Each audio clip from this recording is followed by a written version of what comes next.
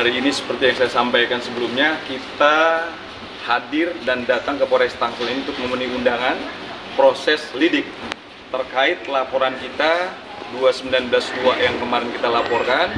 Itu hari ini kita BAP tindak lanjut bahwa kasus ini adalah serius ya. Yang kita laporkan yang patut diduga ini kan figur ya. Ada Yadi Sembako, ada Gus Anom, dan ada Taufik. Kita tidak mau kasus ini terus berlarut-larut sehingga orangnya berkeliaran di luar begitu aja dengan santai. Dia berkata dia akan lapor balik lah, apalah itulah. Ini negara hukum ya kan.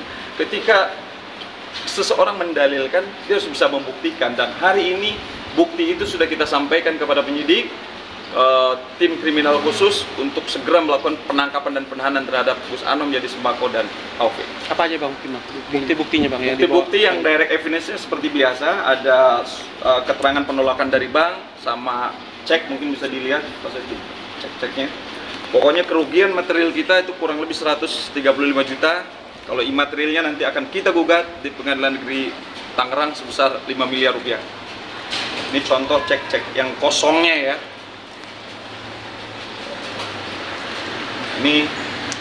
Ini bukti-bukti yang kita sampaikan tadi dalam proses BAP. Jadi ini semua ditandatangani oleh Gus Anom dan Yadi Sembako. Nah, ini dua. Jadi kita bukan melakukan pencemaran nama baik, tetapi kita menuntut hak kita. Ini paham hukum nggak nih lawyernya? Disampaikan kita melakukan pencemaran nama baik. Ini kan jelas nyata. Tanda tangan Gus Anom, tanda tangan Yadi Sembako, dicairkan uangnya tidak ada. Jelas kok dalam jurisprudensi Mahkamah Agung nomor 133 ya. Jika dia dengan sengaja melakukan perbuatan melawan hukum, nyata memberikan cek bahwa cek ini adalah kosong, maka pasal 378 berlaku dalam KUHP. Jadi kita tidak pernah mencemarkan nama baik. Kita meminta tanggung jawab. Jangan sampai ini menjadi karakter dan kebiasaan, apalagi role model. Figur ini kan berbahaya. Orang akan masuk dengan sendirinya percaya dengan omongannya gitu. Jadi jangan sampai ada amel-amel yang lain. Pak Amel, mungkin dari Gus Anom sendiri bilang kalau misalnya bakal diganti semua kerugiannya, tapi asal minta maaf. Ya, syaratnya apa? Syaratnya tanggapannya. Jadi gini, seharusnya itu kebalik ya menurut saya. Harusnya dia meminta maaf kepada saya, bukan saya yang meminta maaf. Dia udah ngerjain saya, tim saya. Saya ini hanya mewakili loh teman-teman saya. Kita tuh tim besar, kita rame-rame. Yang dikerjain bukan satu atau dua orang, banyak banget. Dan semuanya mencari nafkah, mencari untuk keluarganya masing-masing gitu. Sampai pecah, banyak keluarga yang pecah di sini. Itu saya sedih banget melihat teman-teman yang lain ada kejadian seperti ini. Maksudnya harusnya sebagai Gus Anom ya, dia tokoh seperti itu, dia harusnya tahu lah gimana perbuatan zolimnya ini menyengsarakan banyak orang, banyak keluarga gitu. Bukan kita aja, banyak gitu. Teman kita tuh kasihan juga loh Bang. Enggak, ya, saya ini intinya ingin dia membuktikan perkataannya untuk membayar, bukan hanya itikat. Kalau itikat udah 2 bulan ini berlalu, nggak ada kejelasan gitu. Ya saya minta bukti aja secara langsung kayak gini. Berarti sejauh ini dari pihak mereka tidak pernah menghubungi Mbak ya? Tidak ada? Janji-janji saja. Iya, janji terus, dimundur gitu. Sampai akhirnya juga minta kita nunggu akhir bulan kemarin kan, akhir bulan September, bilang mau bayar cash, nyatanya juga sampai sekarang nggak ada gitu. Udah ketemu langsung nggak sih dengan Gus Anom, Yadi Sembako? Enggak, semuanya cuma by chat ya, sama telepon. Tadi ini hari ini pagi mestinya Gus Anom datang ke sini, mungkin ngasih keterangan dan pengacaranya juga, tapi tidak berhalangan lagi. Ya berarti gimana Bang kalau nggak hadir? Tadi kan takut. Nggak tahu lah ya. Orang namanya kalau salah itu pasti takut ya. Tetapi apapun bentuknya, kita menghormati proses hukum yang sedang berlangsung di Polres Tangsel ini. Kita percayakan kepada penyidik dan kita yakin penyidik bisa bekerja semaksimal mungkin, sebaik mungkin ya sesuai dengan SOP Dan kalau bisa kami minta kepada penyidik segera ditangkap ya, segera ditangkap orang ini. Tadi di dalam ditanya berapa pertanyaan atau cuma ini doang? Kita tadi udah beberapa pertanyaan lah ya, around 20 pertanyaan lah udah kita sampaikan berdasarkan bukti-bukti yang ada. Oh, berarti setelah ini tinggal nunggu tindakan dari polisi aja, Bang? Iya, nanti habis itu mereka akan informasi lagi ke kami kan sebagai pelapor nih, udah diperiksa semua, tinggal nanti terlapor diperiksa. Kalau Gus Anom itu kan setahu saya hari ini dia diperiksa dalam konteks pelapornya adalah Mas Adri ya. Iya. Mas Adri. Sudah hadir. Mas Adri juga hadir nanti nemuin kita. Jadi kita pengen bersinergi, artinya dengan banyaknya pelapor maka itu semakin memudahkan polisi untuk mengambil sikap. Mungkin Bang Wahid bisa tambahin sebenarnya tadi. Mungkin ada korban-korban lain nggak sih? Iya, korban-korban jelas ya. Sampai sekarang pun ada banyak artis-artis yang hubungi saya, termasuk Aldi Taher, Agis Bintang Pantura, terutama Agis ya. Agis tuh ya orang kan nyanyi itu kan. Itu dapurnya mereka gitu loh. Ketika mereka udah nyanyi, udah melaksanakan kewajiban yang nggak dibayar kan zolim banget gitu loh. Orang kan butuh makan dari situ. Masa itu juga dibohongin gitu kan. Banyak juga, hampir 10 penyanyi ada lebih ya. Hijau Daun dan lain-lain, ada juga Mbak Ika. Banyak artis yang Mbak Ika juga. Mbak Ika juga sempat komunikasi dengan saya, Bang DJ tolong dipantau terus. Pokoknya saya nggak ikhlas, saya nggak ridho kalau mereka masih berkeliaran, masih tersenyum di luar. Apalagi dengar bahasa Gus Anom mau melapor balik. Ya kan? Itu dia tambah greget tuh. Artinya Bu Amel nggak akan mau minta maaf ya, karena merasa Gus Anom yang... Iya, seharusnya dia yang minta maaf. Kalau dia minta maaf, saya maafkan, tapi proses hukum tetap berjalan. Kalau saya minta maaf, saya tidak mau. Tidak, ini bukan salah saya. Jelas salah dia.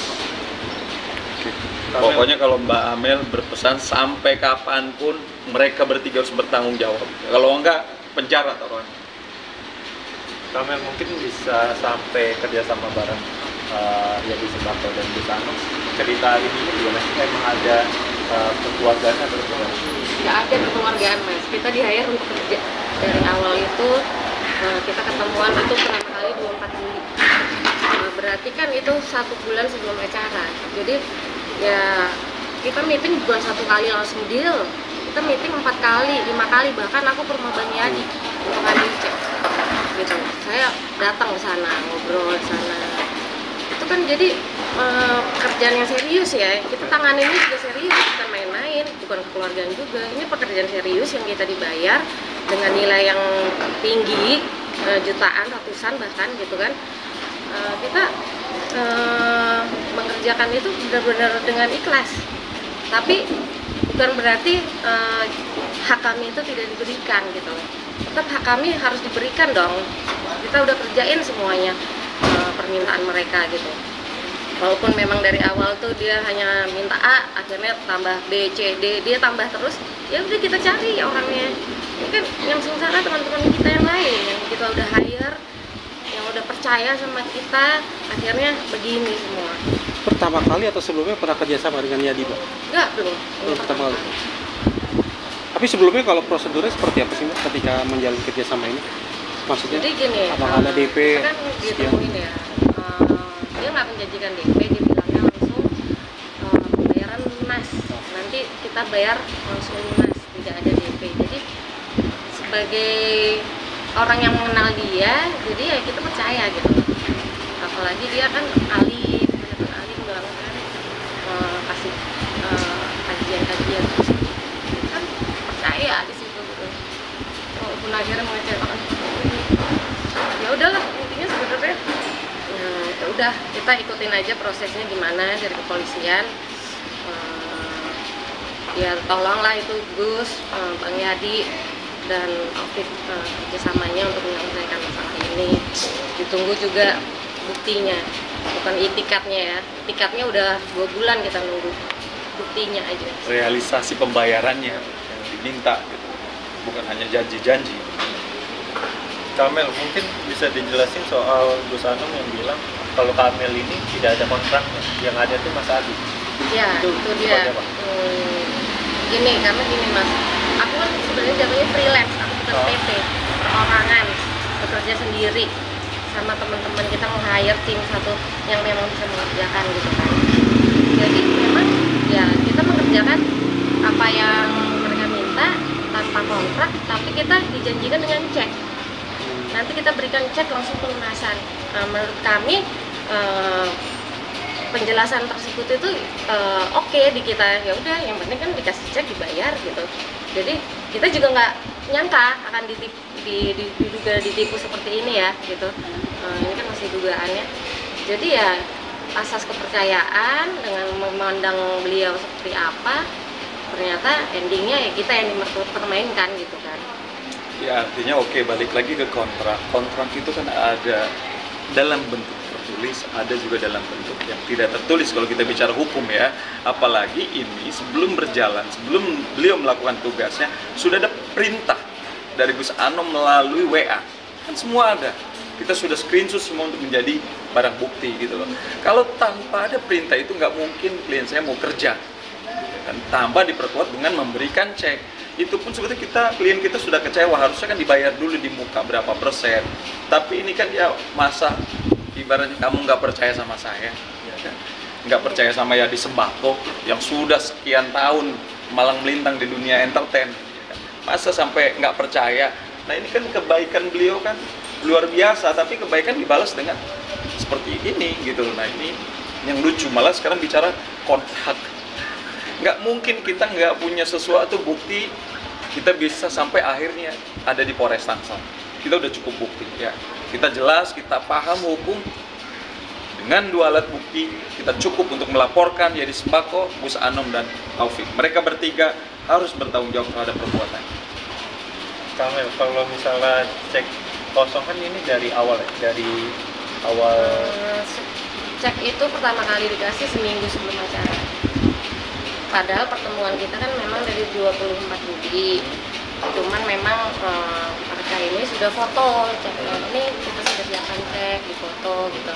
Oke siap bang, kita kerjain gitu kan. Terus begitu H-7 kan dikasih cek kita itu yang senilai 250 juta yang sekarang dipegang Bang Adri. Lalu H-3 pekerjaan kami setengahnya di cancel yang untuk hari H. Jadi kita dikasih fee pembayaran dan fee cancellation. Makanya kita dapat 3 cek ini senilai 15 juta, 20 juta, dan 50 juta. Itu untuk yang sudah kita kerjakan sama yang di cancel. Kan banyak nih tempat kita udah bayar di cancel kan dikasih kompensasi gitu kan. Terus tim kami yang di cancel kami udah hire di cancel gitu kan. Sama beberapa pekerjaan lain yang udah kita kerjakan seperti rundown, kreatifnya, flyer, desain tabcast, desain set layout, itu kan semuanya bayar orang gitu. Nah inilah jadi pecah 3 cek ini. Terus yang cek 250 juta ini kan mereka minta ambil. Aku udah bilang waktu itu, bang tolong kasih cash baru ini ceknya aku kembalikan. Lalu mereka bilang gak usah kak, udah kita ganti cek baru aja gitu. Akhirnya ya udah kita tuker dengan cek yang lain. Ternyata digunakan untuk Bang Adri, cek yang dari kami di cancel itu.